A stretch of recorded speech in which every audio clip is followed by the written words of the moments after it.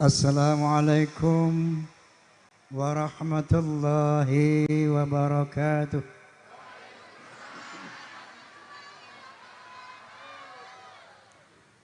Bismillahirrahmanirrahim. Alhamdulillahilladzi hadan nasa ila hayatin tayyibatin fid dunya wal akhirati bisyari'atil Islam. Asyhadu an la ilaha illallah wahdahu la syarika lah dzul jalali wal ikram wa asyhadu anna sayyidana wa nabiyyana Muhammadan abduhu wa rasuluh sayyidul arabi wal ajam fasallallahu ala sayyidina Muhammad wa ala alihi wa sahbihi wasallam. Amma ba'd. Al-mukarramun, para alimin ulama, para masayih, para asajidah, para asadid, terutama pimpinan Fahmi Tamami daerah Bekasi, yaitu Kiai Haji Nur Fadilah Yusuf beserta jajaran, Sekjen Fahmi Tamami Kiai Haji Anas Kurdi, dan para alim ulama yang saya tidak sebutkan satu persatu. Kemudian pemerintah daerah yang telah memfasilitasi tempat ini, tentunya juga PAMDI, Persatuan Artis Musik Dangdut Indonesia. Saya mau tanya, di sini ada fans Roma enggak? Ada fans Soneta enggak? Fans of Roma and Soneta disingkat Forsa. Apa? Forsa. Forsa itu ada dua kelompok. Ada yang struktural berseragam, terikat dengan disiplin organisasi, yaitu harus 4B, beriman, bertakwa, berakhlakul karimah, dan berloyalitas. Yang kedua yang non struktural, siapapun orangnya, muda, tua, besar, kecil, ketika dia gemar menjadi fans Roma and Soneta, dia pun disebut Forsa. Paham? Paham? Oleh karena itu kalau saya bilang Forsa, tolong bilang keren, bisa? Forsa! Forsa! Forsa! Saya nyanyi barusan tuh bid'ah. Apa? Bid'ah, bahkan haram. Menurut kelompok Wahabi, menyanyi itu haram. Di mana dalil mereka? Ada satu hadis Nabi sallallahu alaihi wasallam. Qala Nabi sallallahu alaihi wasallam, la yakunanna minal ummati aqwamun yastahiluna al-hirra wal harira wal khamra wal ma'azif.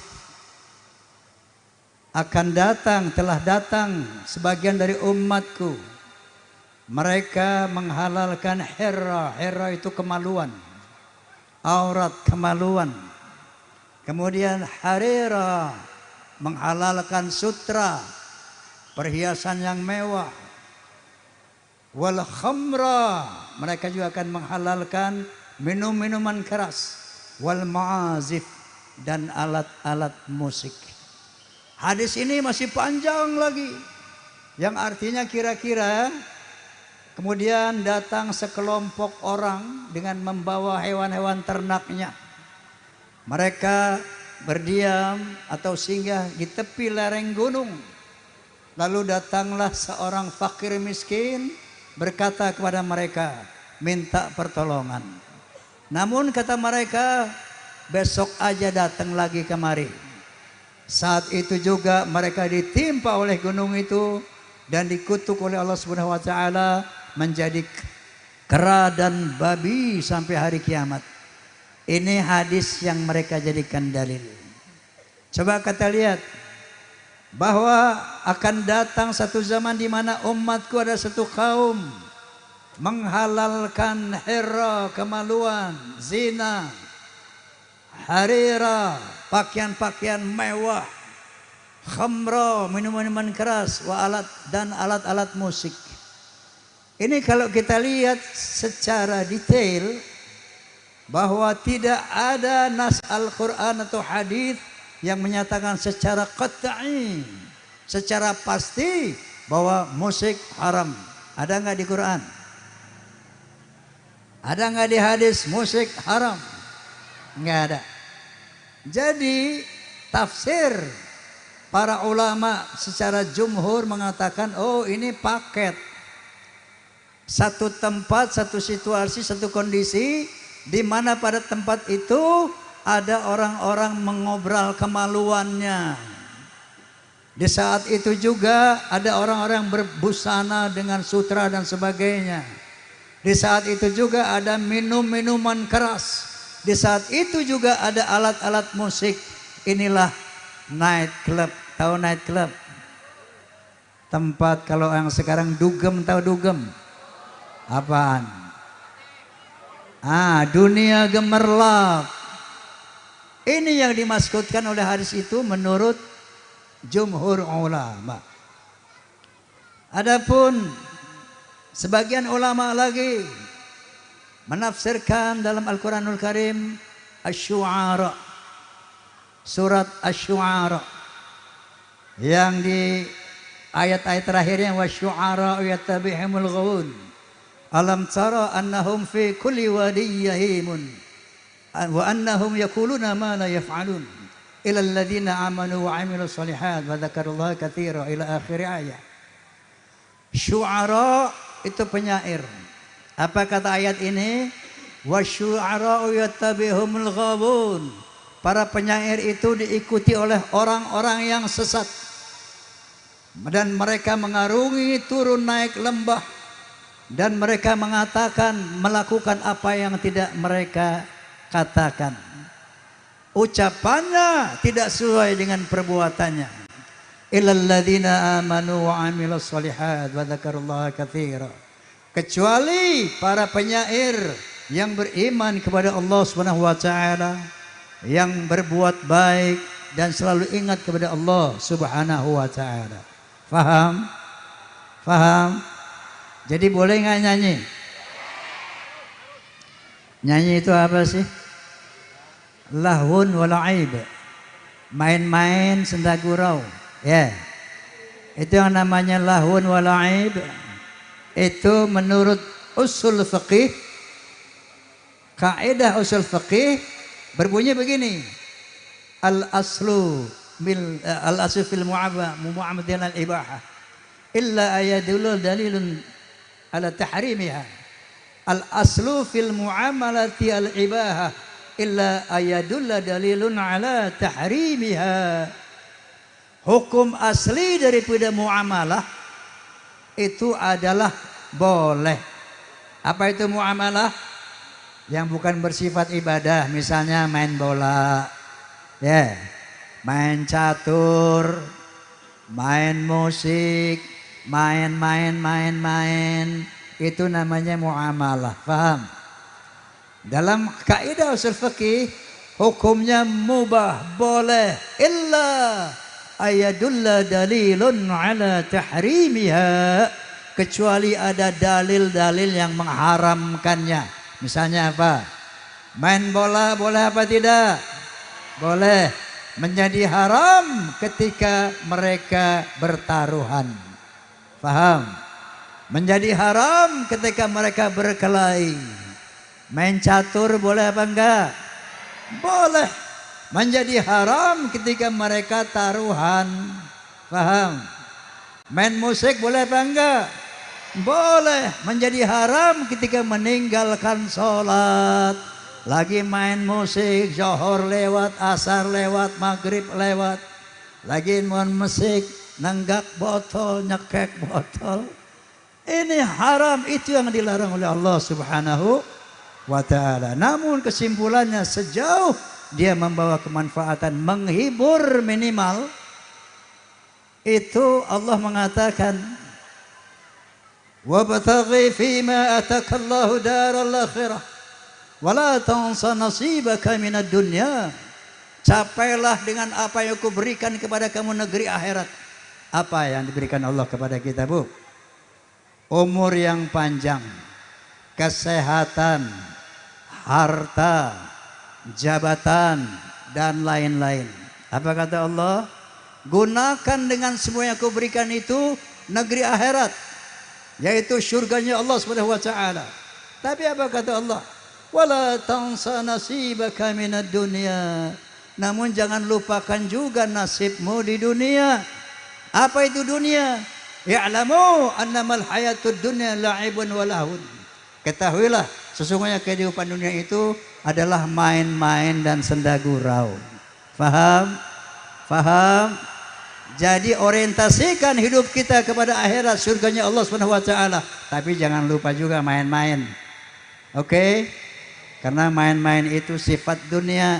La'ibun wa lahwun. Bahwa wa ma hadhil hayatud dunya illa lahun wa la'ib wa inna darul akhirata lahiyal hayawanu law kanu ya'lamun. Ketahuilah kehidupan dunia itu cuma main-main senda gurau. Makanya Ustaz Tile ini kalau di panggung bersenda gurau dia. Boleh apa kagak? Boleh. Itu dunia. Ya. Ada yang main-main bola, boleh? Boleh, itu dunia. Ada yang main-main catur, boleh? Boleh, itu dunia. Ada yang main musik, boleh? Nyanyi lagi nggak gue nih? Hum tere bina bre nahi sakte, tere bina kya wajud mera. Ngerti nggak? Nggak ngerti? Ya udah segitu aja. Jadi itulah yang mereka haramkan, mereka bid'ahkan. Apa sih bid'ah? Ada satu hadis Nabi SAW yang berbunyi begini. Inna asdaqal hadis kitabullah wa ahsanal hajji hajju Muhammadun wa syarrul umuri muhdatsatuha wa kullu muhdatsatin bid'ah wa kullu bid'atin dhalalah wa kullu dhalalatin finnar atau kama qala Rasulullah sallallahu alaihi wasallam.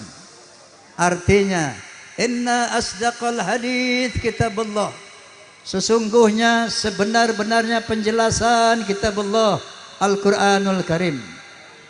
Wa ahsanal hadi hadi Muhammadin, dan sebaik-baik bimbingan adalah bimbingan Muhammad sallallahu alaihi wasallam, yaitu al-hadits. Ahlan wa sahlan hajah, para hajah ini. Masya Allah, ada siapa nih? Cici Faramida. Tepuk tangan buat Cici Faramida. Ada lagi Nyonya Kiai Haji Fadilah, Nur Fadilah. Siapa namanya Ji? Nori, namanya Nori.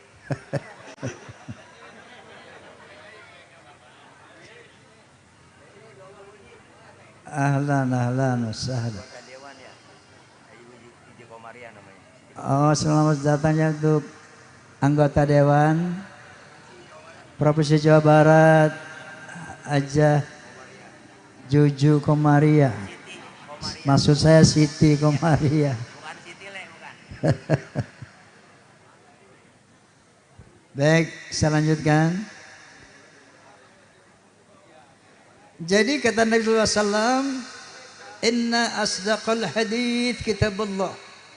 Sesungguhnya penjelasan yang paling benar kitabullah, yaitu Al-Quranul Karim. Wa ahsanal hadi hadi Muhammadin, dan sebaik-baik petunjuk bimbingan adalah bimbingan Muhammad sallallahu alaihi wasallam. Wa syarrul umuri muhdatsatuha, dan seburuk-buruk perbuatan adalah muhdatsatuha, memperbaharuinya, merubah-rubahnya. Wa kullu muhdatsatin bid'ah, setiap merubah-rubah Quran wal hadis itulah yang dikatakan bid'ah. Kullu bid'atin dolalah, yang merubah Quran dan hadis itu dolalah, sesat. dan setiap yang sesat masuk neraka. Aja, mohon fotonya sambil duduk aja, nggak mengganggu pemandangan yang lain. Makasih. Faham ya? Jadi yang dikatakan bid'ah dhalalah, bid'ah yang sesat adalah merubah-rubah Quran, merubah-rubah hadis. Paham? Paham? Saya mau tanya, maulid Nabi merubah Quran enggak? Merubah hadis tidak? Tahlilan merubah Quran enggak? Merubah hadis enggak? Baik apa buruk? Baik apa buruk? Alhamdulillah. Relevan dengan hadis Nabi, relevan dengan hadis yang lain. Man fasarul Quran bi ra'yih falyatabawa maq'adahu minan nar. Barang siapa menafsirkan Al-Quran sesuai dengan keinginan otaknya sendiri, maka sama saya dengan memesan tempat di neraka.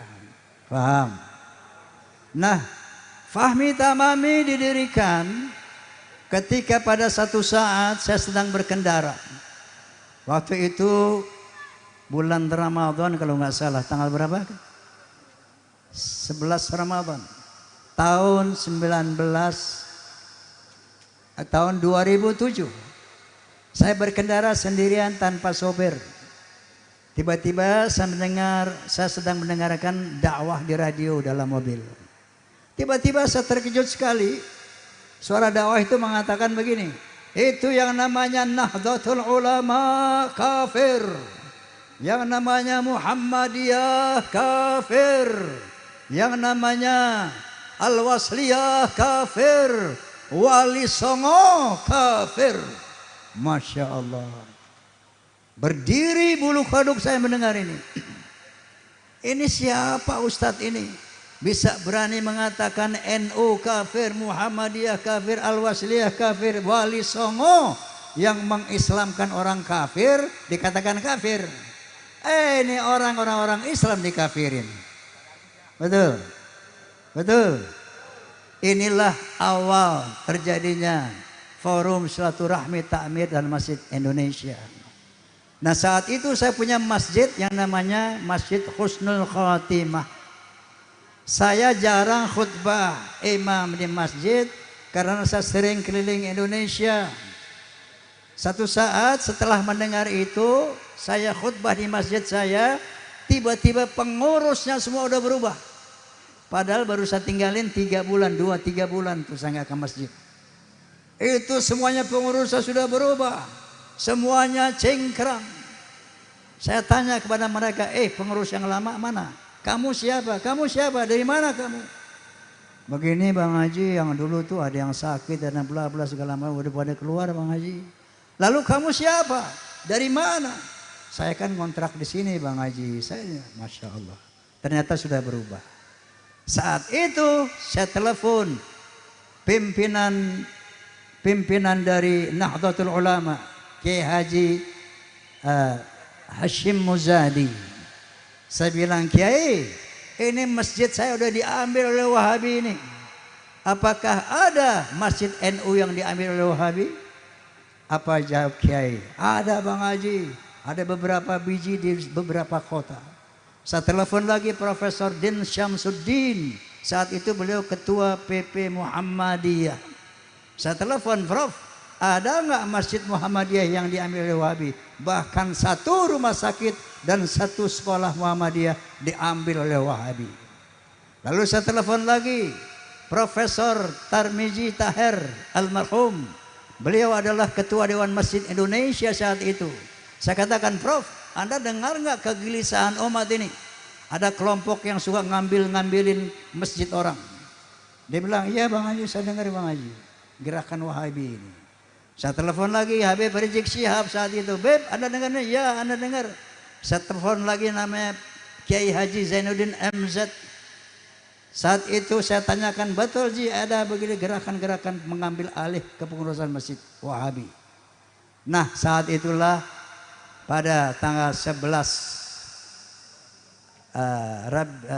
Ramadan ya, tahun 2007 itu resmi kita dirikan Forum Silaturahmi Takmir Masjid dan Mushola Indonesia. Karena saya yang pertama menggagas, saya didaulat menjadi Lo aja Ji, ketua umum. Sampai sekarang lah maka saya menjadi ketua umum daripada Forum Silaturahmi Takmir Masjid dan Mushola Indonesia, yang alhamdulillah sampai saat ini sudah ada di 28 provinsi di seluruh Indonesia. Takbir. Allahumma salli ala Muhammad. Tujuannya apa Fahmi Tamami ini? Mencegah gerakan-gerakan Wahabisme yang mengkafir-kafirkan sesama Muslim. Kalau ini kita biarkan, Masya Allah akan terjadi perang saudara seperti di Yaman, seperti di Suriah dan di mana-mana. Karena mereka mengkafirkan bahkan menghalalkan darah dan harta selain kelompok mereka.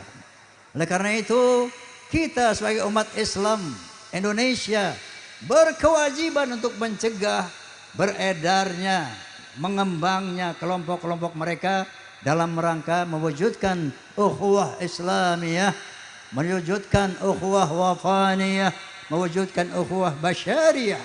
Makanya tagline daripada Fahmi Tamami, kalau dibilang Fahmi Tamami ukhuwah Islamiyah.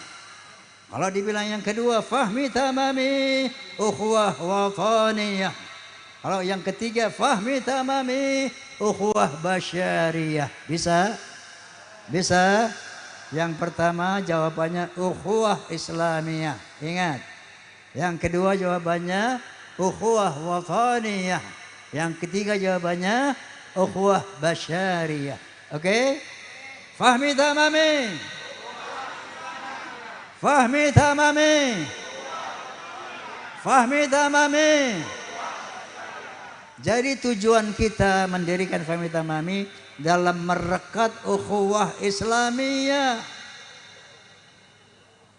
Tidak ada lagi yang namanya perbedaan bersifat furu'iyah untuk dipertentangkan. Sejauh usulnya sama, yaitu rukun Islamnya 5, yaitu 2 kalimat syahadat, salat 5 waktu, puasa bulan Ramadan, zakat, berhaji. Rukun imannya 6, yaitu percaya kepada Allah Subhanahu wa taala, percaya kepada hari kiamat, percaya kepada malaikat-malaikatnya, percaya kepada kitab-kitab sucinya, percaya kepada nabi-nabinya, dan percaya bahwa takdir baik dan buruk dari Allah Subhanahu wa taala. Sejauh rukun Islamnya 5, rukun imannya 6, mau madhabnya apapun, mau ormasnya apapun, itulah yang namanya ahlu sunnah wal jamaah. Mari kita rekat ukhuwah Islamiyah. Setuju? Setuju? Jadi kenapa ini harus kita cegah berkembangnya Wahabi? Karena kalau ini berkembang, maka akan terjadi perpecahan umat yang luar biasa, perpecahan bangsa, persatuan dan kesatuan nasional. Oleh karena itu, Fahmi Tamami bertekad dengan segala upaya untuk mewujudkan ukhuwah Islamiyah. Faham? Bagaimana cara menghadapi Wahabi? Oi, diapain tuh Wahabi? Tonjok. Jangan. Diapain? Dihajar. Jangan. Allah Subhanahu wa taala berfirman, "Ud'u ila sabili rabbik bil hikmah wal mau'izatil hasanah." Serulah ke jalan Tuhanmu dengan hikmah, dengan bijaksana, dengan hikmah, dengan dalil, dengan argumen, wal mau'izatil hasanah, dan dengan nasihat-nasihat yang baik. Wajadilhum, berdebatlah dengan mereka, billati hiya ahsan, dengan cara yang sebaik-baiknya. Faham? Faham? Jadi sikapi kita menghadapi gerakan takfiri ini dengan penuh rahmah, ya. Jangan dengan kemarahan juga. Kita jaga akidah kita ahlus sunnah wal jamaah dan hadapi gerakan-gerakan mereka dengan cara ajak dialog, bukan ajak berantem. Jangan, ya. Seru mereka ke jalan Allah dengan cara yang baik, nasihat yang baik, dalil yang baik. Faham? Faham? Makanya dulu saya bikin lagu. Tuhan kita sama, Nabi kita sama, Quran kita sama. Apa ya? Tuhan kita sama, Nabi kita sama, kiblat kita sama, jangan terlalu mudah mengkafirkan. Paham? Salat kita sama, puasa kita sama, zakat kita sama, haji kita sama, jangan terlalu mudah membid'ahkan. Baca kunut dan tidak baca, semuanya benar. Usoli dan tidak usoli, semuanya benar. Berbeda rokaat tarawih, semuanya benar. Yang tak benar, yang tak sembahyang. Betul? Betul? Yasin dan tidak yasinan, jangan masalahkan. Tahlilan dan tidak tahlilan, jangan masalahkan. Maulid dan tidak maulid, jangan masalahkan. Ukhuwah harus diwujudkan. Setuju? Wahai umat Islam yang terlanjur tersesat jalan, kembalilah pada jalan yang digariskan Tuhan. Wahai umat Islam, jangan kita diadu domba. Wahai umat Islam, jangan kita dipecah belah. Kita tak bisa maju kalau tidak bersatu. Kita jalan di tempat kalau selalu berdebat. Pikirkanlah. Betul? Betul? Yuk sekarang nyanyi rame-rame yuk. Tuhan kita sama, Nabi kita sama, Quran kita sama, kiblat kita sama. Jangan terlalu mudah mengkafirkan. Salat kita sama, puasa kita sama, zakat kita sama, haji kita sama. Jangan terlalu mudah membid'ahkan. Amin. Amin. Jadi itulah kira-kira tujuan dirikannya Forum Silaturahmi Takmir dan Masjid, Forum Silaturahmi Takmir Masjid dan Mushola seluruh Indonesia dalam rangka pertama menjaga akidah kita Ahlus Sunnah wal Jamaah, jangan sampai diganggu oleh orang-orang lain. Yang kedua adalah mencegah gerakan-gerakan takfiri yang akan bisa memecah belah umat Islam, bahkan bisa memecah belah persatuan dan kesatuan nasional. Paham? Dan judulnya, mari kita laksanakan perintah Allah Subhanahu wa taala yang ada keniscayaan, yaitu wa'tasimu bihablillahi jami'a wa la tafarraqu. Bersatu padulah di dalam tali Allah, bersatu padulah di dalam agama Allah, jangan bercerai-berai. Ini perintah Allah yang qat'i. Ini perintah Allah yang jelas agar kita tidak boleh bercerai-berai. Caranya bagaimana? Sejauh usulnya sama, yang namanya furu'nya berbeda, itu is okay. Yang kunut nggak kunut, okay. Maulid nggak maulid, okay. Yang tahlilan nggak tahlilan, okay. Jangan saling menyalahkan, apalagi saling mengkafirkan. Dengan cara ini menghormati perbedaan yang bersifat furu'iyah, insya Allah kita umat Islam bisa bersatu. Kalau umat Islam bersatu, ini syarat utama jadi terlaksananya sila ketiga itu persatuan dan kesatuan nasional.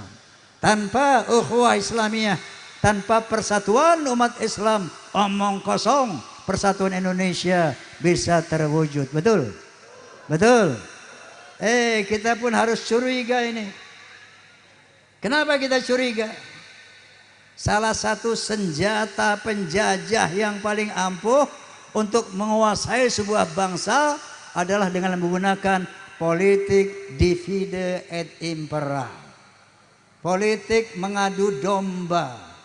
Sangat boleh jadi ada doktrin-doktrin untuk membunuh sesama saudaranya dari para orang-orang yang merampas Indonesia.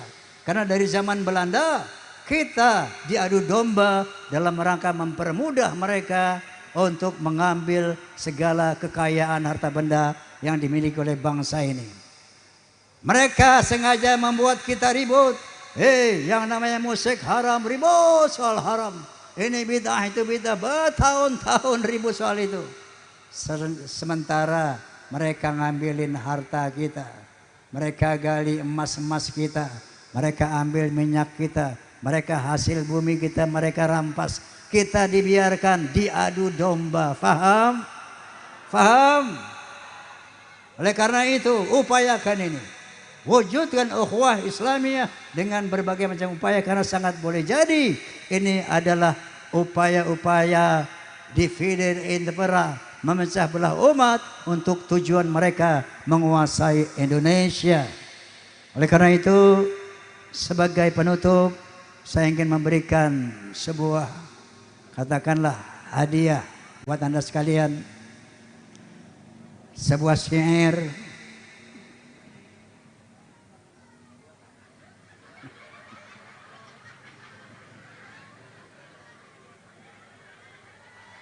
ini lahun la'ib wa lahun, bersenda gurau.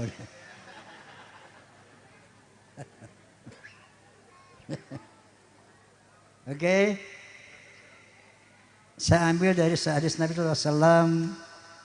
Qala Nabi sallallahu alaihi wasallam, "Innama bu'ithu liutammima makarimal akhlaq."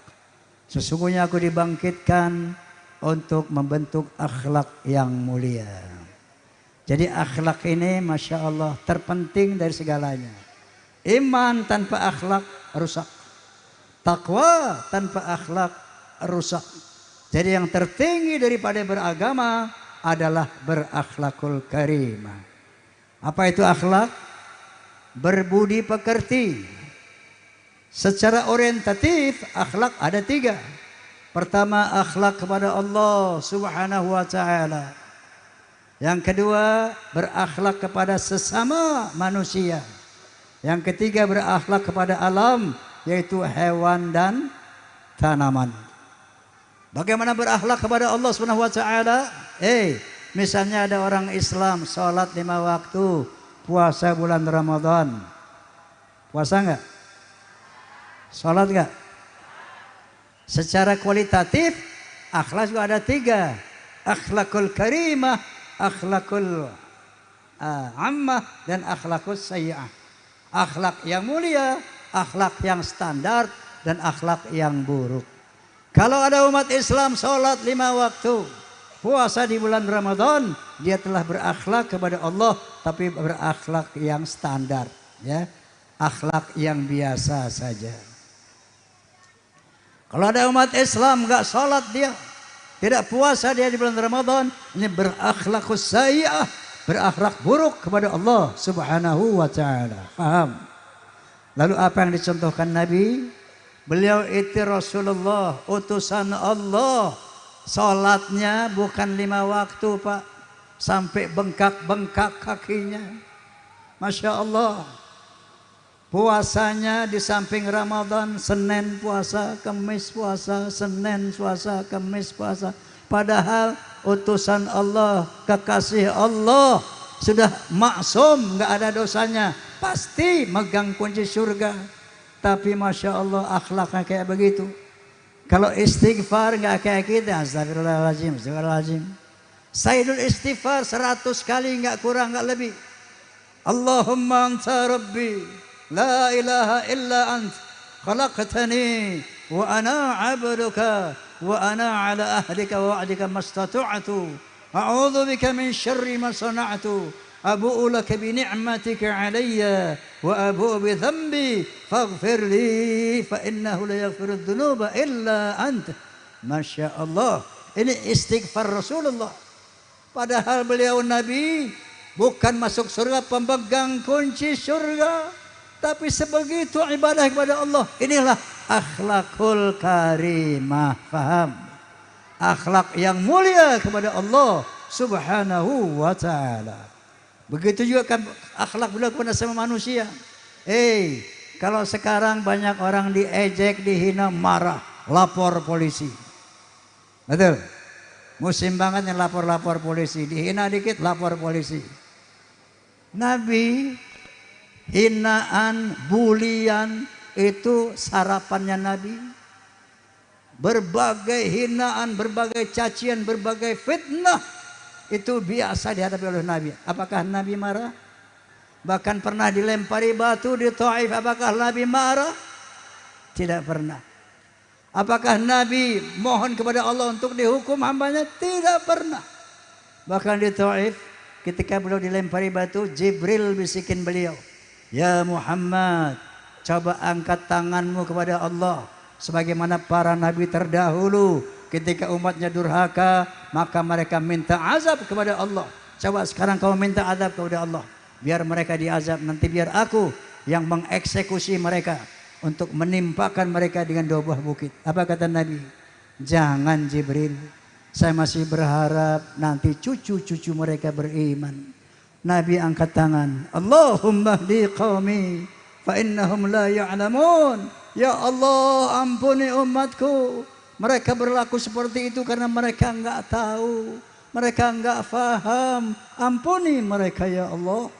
Akhlakul karimah kepada sesama manusia. Akhlakul karimah kepada hewan dan binatang. Oh, siapa yang punya kucing di rumah? Punya kucing? Hati-hati loh. Kalau lo miara kucing dengan baik, Masya Allah. Kucing itu binatang liar. Dia bisa hidup kalau dipelihara. Kalau enggak dipelihara, dia jadi binatang liar, makanannya liar. Ketika ada orang yang mau berbaik hati memelihara kucing, memberi makan, mengurus kucing, Masya Allah, bukan main pahalanya ini. Luar biasa pahalanya. Anda akan dicintai makhluk langit, para malaikat. Akan dicintai Allah SWT. Nabi pernah mau sholat, sorbannya ditidurin nama kucing, ujung sorbannya. Karena nggak ingin mengganggu nyenyaknya tidur kucing, digunting itu serban. Tak. Ya. Masya Allah, digunting itu serbannya demi tidak mengganggu nyenyaknya kucing tidur. Coba Allah. Kucing di kesetan aja lu tendang. Betul. Betul. Ketemu pohon Nabi, assalamualaikum. Beri salam sama pohon. Emang pohon hidup? Pohon hidup nggak? Sok tahu loh. Pohon itu punya nyawa. Bahkan bertasbih kepada Allah SWT dengan caranya sendiri. Yusabbihu lahu ma fis samawati wal ard tau'an wa karha wa ilahi yurja'un. Semua siapa-siapa dan apa-apa yang di langit dan di bumi bertasbih kepada Allah dengan caranya. Pohon. Semua cerita boleh? Boleh? Minum dulu. Boleh minum?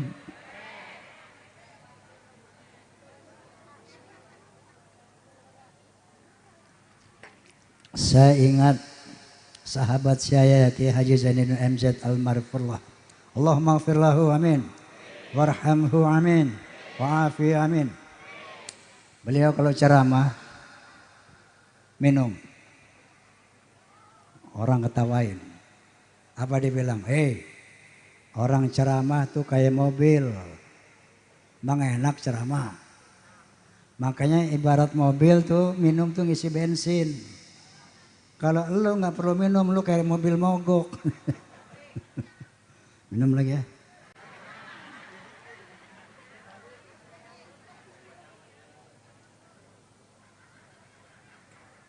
Sampai mana tadi Bu?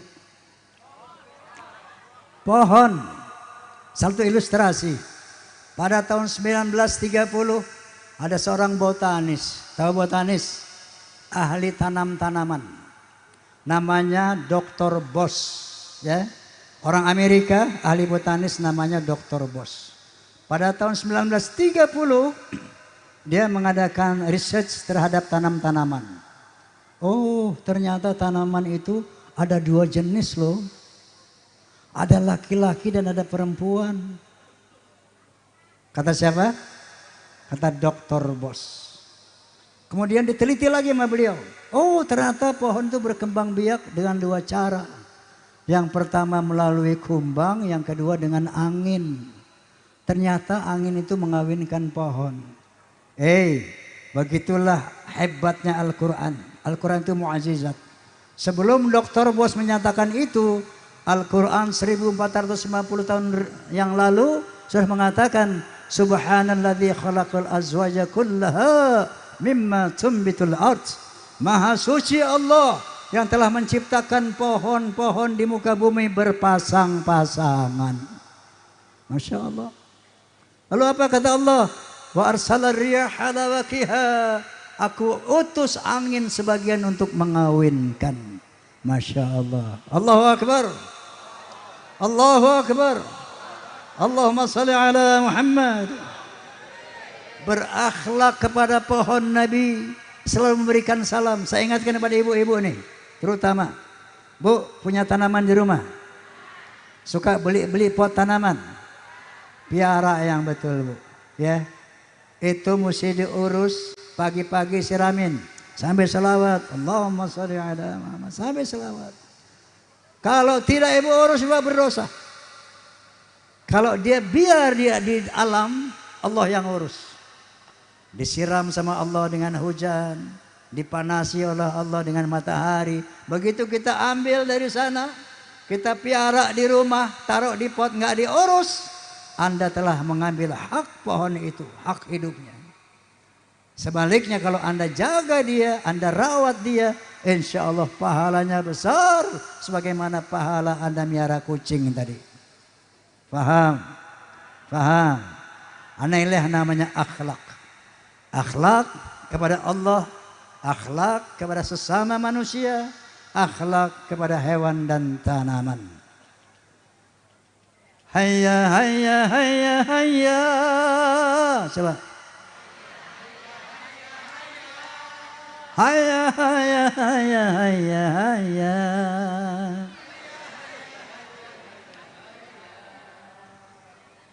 Dalam berbusana harus memakai akhlak. Akhlaknya rame-rame, oke? Dalam berbusana harus memakai akhlak. Di dalam berbicara harus memakai akhlak. Dalam rumah tangga harus memakai akhlak.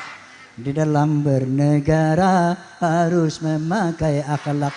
Manusia mulia hanyalah dengan akhlak. Manusia kan hina kalau tidak berakhlak. Harta dan jabatan tak menjadi ukuran. Betul? Walaupun jabatanmu lurah, camat, bupati, gubernur, presiden lagi. Kalau tidak berakhlak, hina di mata Allah, hina di mata manusia. Tapi sebaliknya walaupun Anda cuman tukang sampah, tukang bersihin got, tapi Anda berakhlak, mulia di mata Allah, mulia di mata manusia. Betul? Betul? Ho ho ho ho. Oh. Yang kompak. Ho ho ho ho. Oh. Ho ho ho.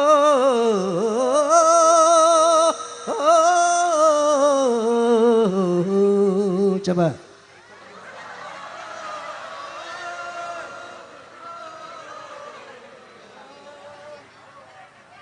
Manusia adalah sebaiknya ciptaan. Akhlak membedakan manusia dan hewan. Karena hewan tidak punya keimanan dan tidak punya pemikiran. Hidup bebas tidak terikat oleh hukum dan juga peraturan. Dararam daram daram dam, dararam daram dararam, dararam daram daram dam, dararam daram dararam. Dalam pergaulan harus memakai akhlak. Di dalam persaingan harus memakai akhlak. Dalam perjuangan harus memakai akhlak. Dalam pemerintahan harus memakai akhlak. Kehidupan